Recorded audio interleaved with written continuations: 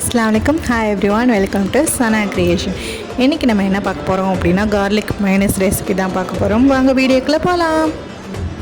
அதுக்கு தேவையான இன்க்ரீடியன்ட்ஸ் பார்த்தீங்கன்னா 2 எக் எடுத்துக்கோங்க, 4 பல்லு பூண்டு எடுத்துக்கோங்க, அப்புறம் கொஞ்சமாக சன்ஃப்ளவர் ஆயில் எடுத்துக்கோங்க.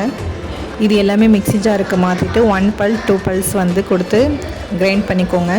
இது கூட பார்த்திங்கன்னா வினிகர் கொஞ்சமாக ஆட் பண்ணிக்கோங்க. வினிகர் பார்த்திங்கன்னா 1 ஸ்பூன் போதும். அதுக்கப்புறம் கொஞ்சமாக சால்ட் வந்து ஆட் பண்ணிக்கோங்க. நம்ம வந்து 2 எக் கொடுத்துருக்கிறதுனால இன்னும் கொஞ்சம் ஆயில் கூட நம்ம ஆட் பண்ணிக்கலாம். உங்களுக்கு வேணும்னா இன்னும் கொஞ்சம் ஆயில் வந்து ஆட் பண்ணிக்கோங்க. நல்லா திக்னஸாக வரும். அவ்வளோதான், கார்லிக் mayonnaise வந்து ரெடி ஆகிடுச்சு. இது ரொம்ப ஈஸி தான் பண்ணுறதுக்கு.